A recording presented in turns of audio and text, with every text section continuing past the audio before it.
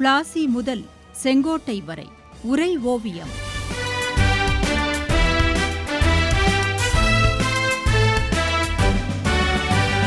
சும்மாவா வந்தது சுதந்திரம் என்பது, சும்மாவா வந்தது.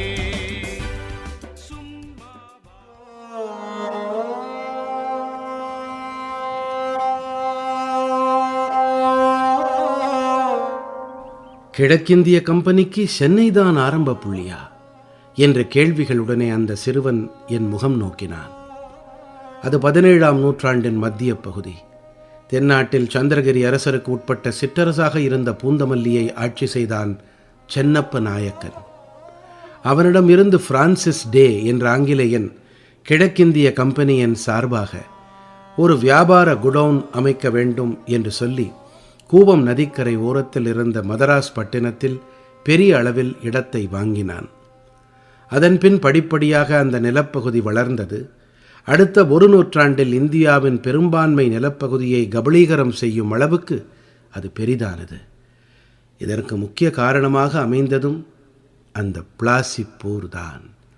19 வயது நிரம்பிய இளைஞனாக சென்னைக்கு ஒரு குமாஸ்தா வேலைக்குத்தான் வந்தான் ராபர்ட் கிளைவ். வாழ்வதற்கே மிகவும் சிரமப்பட்ட நிலையில் குமாஸ்தா வேலையை உதறிவிட்டு துப்பாக்கி ஏந்தி ஆங்கிலேயரின் படைப்பிரிவில் சேர்ந்தான். அந்த நேரம்தான் வடக்கே தில்லியில் தொடங்கி தெற்கே வரை ஒரு விபரீதம் நிகழ்ந்தது. நாட்டை பெரும் பரப்பளவில் ஆண்டு கொண்டிருந்த தில்லி முகலாய சாம்ராஜ்யம் வலுவிழந்து வந்தது. டெல்லி சாம்ராஜ்யத்தின் தென்பகுதி பிரதிநிதியாக ஒருவர் நியமிக்கப்பட்டிருந்தார். அவர் ஹைதராபாத்தை மையமாக கொண்டு தில்லியின் சார்பில் நிர்வாகம் செய்து கொண்டிருந்தார். அவர் பெயர் ஆசஃப் ஜா.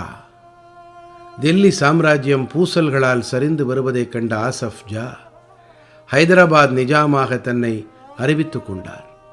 தனக்கும் தில்லிக்கும் தொடர்பில்லை என்றார். தில்லியின் கட்டுப்பாட்டில் இருந்து தன்னை விடுவித்துக் கொண்டு தன்னிச்சையாக தான் இயங்கப் போவதாக அறிவித்தார். தான் ஒரு சுதந்திர நிசாம் என்று, தானே தென்னாடு முழுவதற்கும் அதிபதி என்றும் பிரகடனப்படுத்தினார்.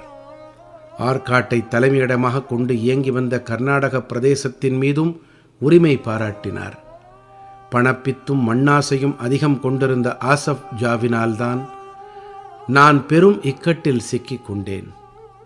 அதுதான் தொடக்கம். எத்தனை நாளுக்குத்தான் ஒருவருக்கு இந்த ஆதிக்க வெறி நிலைத்திருக்கும்? ஆசஃப் ஜாவுக்கு மரணதேவன் ஓலை அனுப்பினான். அவருக்கு பின் மேலும் விபரீதம் ஏற்பட்டது. ஆசஃப் ஜாவின் மகனுக்கும் பேரனுக்கும் இடையில் தகராறு மூண்டது. ஹைதராபாத்தை ஆள்வது யார், அடுத்த நிசாம் யார் என்று போட்டி ஏற்பட்டது. கூடவே ஆற்காட்டின் கர்நாடக நவாப் யார் என்ற உரிமை தகராறும் உடன் ஏற்பட்டது.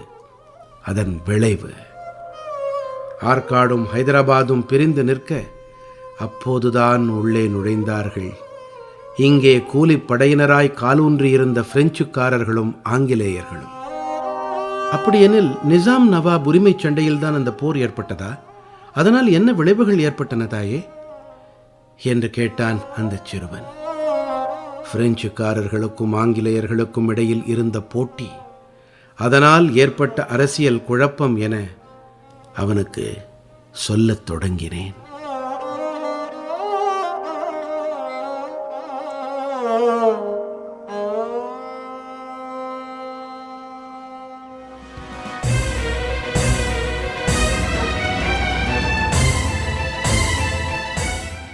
பிளாசி முதல் செங்கோட்டை வரை உரை ஓவியம் கேட்டீர்கள்.